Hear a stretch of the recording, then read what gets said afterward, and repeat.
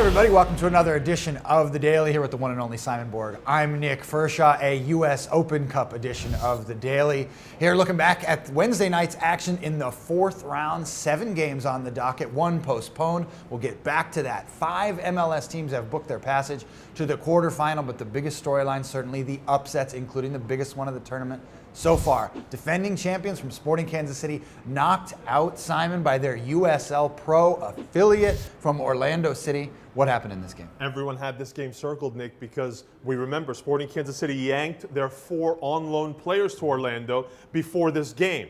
And so Orlando were, if you can call it, decimated somewhat, but they showed they had the quality all the same. Long Tan gets a very early goal, and they withstand all the pressure from Sporting Kansas City, who basically had a starting lineup except for right back and Josh Gardner playing left wing up top. But Claudio Badela played, Teal Bunbury came back, CJ Sapong came off the bench. They had some near chances, couldn't get the goal. This is going to hurt and sting for a long time. A game that head coach Peter Vermees said was devastating to Sporting Kansas City and a real stunner. Really the top seed, I think, in this tournament. Knocked out. On the other side, Chivas USA, the other MLS team to lose on Wednesday night. They went on the road to Carolina and they lost to the Railhawks 3-1, a good NASL team that knocked out the LA Galaxy in the round before. So 2 MLS teams knocked out on Wednesday night. I want to take a look at some of the individual stars from Wednesday night. Simon, you really have to start with Dwayne Rosario from DC United. 3 goals and a 3-1 win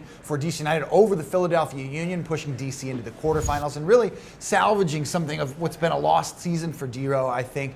Will this be the start of a second-half surge for him? For those who don't know, D-Ro on the bench recently, Ben Olsen benching him, not getting enough out of him. This is really the D-Ro of old, scoring 3 goals, a couple of them beauties, and it comes against a rival in Philadelphia Union who basically had a starting lineup out there.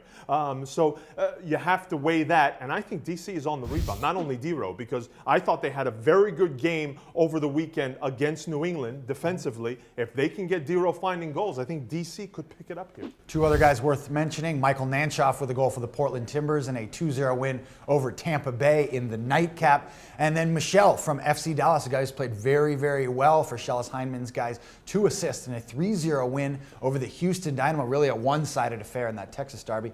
And the man behind the mic, the star, Mike Petke, the New York Red Bulls head coach, after a loss on the road at Harvard University to the New England Revolution, said we lost to a mediocre team, but we were way less than mediocre. On Wednesday night, the New York Red Bulls knocked out of the U.S. Open Cup.